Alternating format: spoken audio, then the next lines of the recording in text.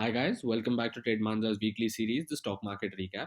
In this video, we bring to you all the interesting events from the stock market over the past week and where Nifty could be headed in the next week. Before we start with this week's video, subscribe to our channel, switch on notifications and like our video, and also download our app Trademanza to try out our fun games and quizzes to make the stock market a very gamified experience for you. As we discussed in last week's video, we said that Monday would be a very bearish day for our market. So if you watch our videos, you would have probably shorted the market and made a good amount of money on Monday. However, that fall was completely recovered on Tuesday as the news came out that Russia has recalled its forces and the market went back up. But now, for the last 3 days in a row, the market has been looking weak again as it has been making lower highs and is taking a lot of resistance at the 17,400 level. If we switch to a time frame with the moving averages, we can see that the market has continuously been taking resistance at the moving average and making lower highs, which could be a sign that there is a breakdown about to come. If we switch to an hourly time frame, we can also see the same thing, which is actually coming in play from 3rd February. If one is to draw a trend line from the 3rd of Feb till the 20th, we can see that in every swing, the market has been making lower highs and it looks like it's making a descending triangle, which is going to break down anytime soon.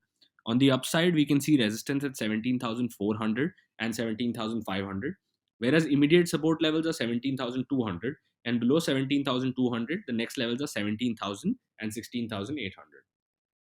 If we take a look at the option chain, we can see the same thing. There is very heavy call selling at 17,500 and 17,400, indicating that these levels are going to act as resistance for the coming next week.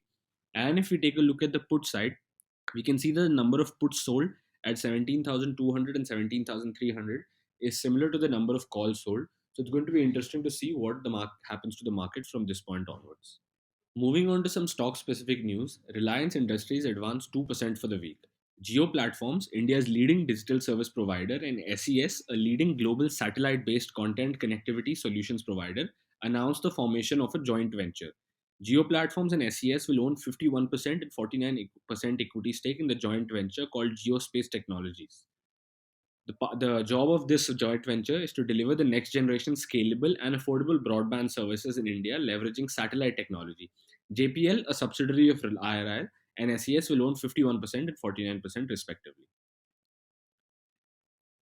Novartis India has transferred sales and distribution to Doctors Reddy Labs and is going to axe 400 employees from its sales and distribution channel.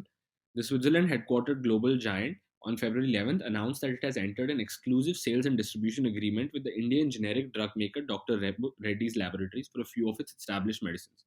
In a statement, Novartis said that the medicines are being transferred to the Hyderabad headquartered Dr. Reddy's Laboratories on an exclusive basis for sales and distributions, including the Voveran range, the calcium range, and the methadone range.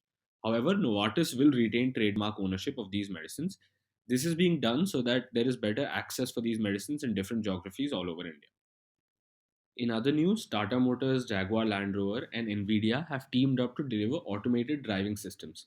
Beginning 2025, new Jaguar Land Rover vehicles will be built on Nvidia's Drive software defined platform, which will deliver active safety, automated driving and parking systems, and also driver assistance systems. This was taken as bullish news for Tata Motors, and the stock is up 2.5% for the week. And some brokerage firms see an upside of 20 to 30% in the stock. Do let us know if you in the comments if you think that Tata Motors has such a huge upside left after the big insane rally which has already happened over the last 2 years. Moving on to some global economic news, India's wholesale price inflation has eased to 12.96% in January, says the government data. The wholesale price index grew 13.56% during December and it was at 14.9% in November.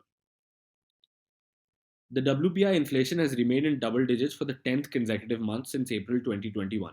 The high rate of inflation in January 2022 is primarily due to rise in the prices of mineral oils, crude petroleum, natural gas, basic metals, chemical and chemical products, and even food articles as compared to the corresponding month of the previous year. However, as we can see that if we look at the trend from November, December, and January, the inflation is slowly easing down and maybe the price will come back under control soon.